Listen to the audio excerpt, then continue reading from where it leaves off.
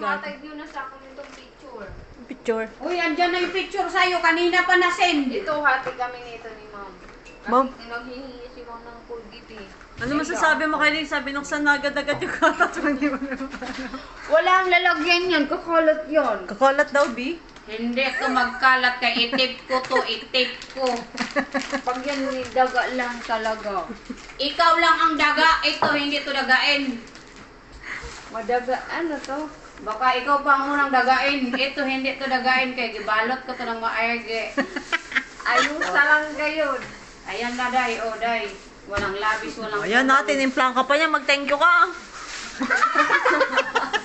Mag-thank you ka sa akin kaya tinimplang kita ng gatas. Mo. Lalagyan Tatlo pa pa yan yan. na lagayan. Sa sunod, pag malaki lang. Hoy, mag-thank you ka ba? Mag-thank you ka kay ano. Thank you.